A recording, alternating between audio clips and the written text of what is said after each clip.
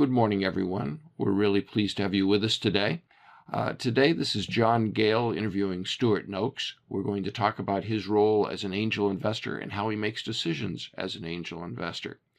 Stewart's a very interesting guy. He co-founded the Canopy startup accelerators in Boston, Exeter, and Lisbon. He has experience in building and exiting startups and scale-ups in India, the UK, and the United States. And he's worked in more than 16 countries. He's also a member of Concept, which is an early-stage UK-based VC firm, which has made over 20 investments in the last 2 years. Stewart's now living in Lisbon with his family and launching the Canopy incubator that he co-founded. Stewart? Thanks, John. It's great to be here today. Thanks for having me. And for those of you that are watching today that don't know much about John, just a few words of introduction to him today. It's been great to meet somebody with the kind of experience that he has. And certainly it's very beneficial for people here in Portugal to kind of leverage the background that he has, extensive experience with startups and corporates, over 12 years in Silicon Valley, and working in all sorts of stages with people and with companies that I've not had the experience with, people like NEC Electronics and IBM. This is the sort of experience that Portugal really needs to add value to the really fast-growing ecosystem here right now. So thank you very much, John. I've learned a great deal from you over the last 6 months, and it's great to be here today. Well, great. Thank you, Stewart. So, Stewart, how do you evaluate a team when somebody comes into you with an idea? What do you look for? That's a great question, John. I think team is one of the hardest things to get right. And over the last few years, I think I've evolved a lot from how I used to look at teams originally. So, huge believer in the idea that you find character first and then look for skills second. And I believe that in hiring as well as investing. So I look for good people with good hearts and good brains. And then I look in a team, I look for a bit of diversity. And I look for a certain size of team as well. So I like 2, 3 founders. Three's a good number for me. I don't like to go over 5 or 6.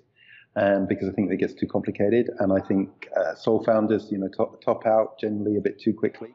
Always exceptions to every rule, but for me, 3 co-founders is great, and I like at least 1, if not 2 of those people to be women.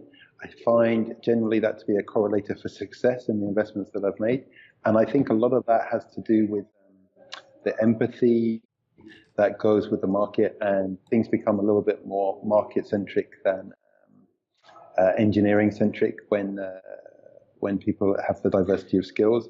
I don't like to see 3 engineers come with an idea. I like to have somebody who's got a bit more of a kind of sales focus, somebody who's maybe got a vision and a bit of a decision-making background, and somebody who's got the engineering background in that team. So I look for all those things, and I also look for a little bit of chemistry. So an ability to talk to each other, to like each other.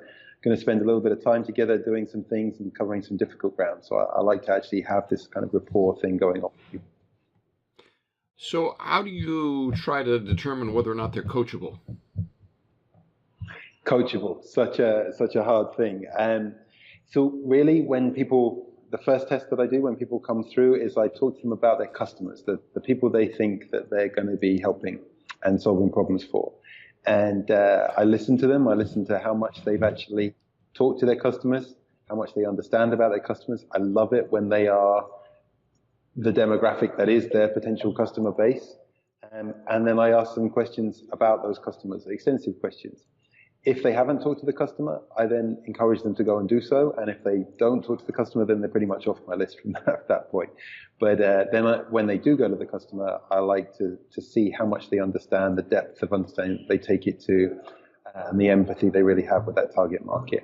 If they can do those things and they can adjust during our discussions, then I believe that they are ultimately coachable.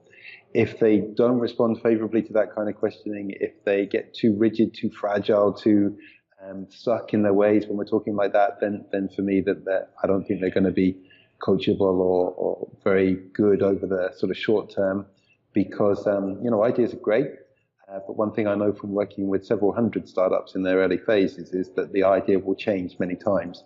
It's unlikely that the co-founding team will change that much in the first couple of years, but that idea is going to iterate, change, pivot, generally be different 6 months from the point where we're talking. And I really like to see that flexibility in their mindset and their DNA before we get going. Well, excellent. And so I'd like to thank all of you for watching our interview today, and thank you, Stewart Noakes, for all the valuable information you provided. So this has been John Gale interviewing Stewart Noakes. Thank you again.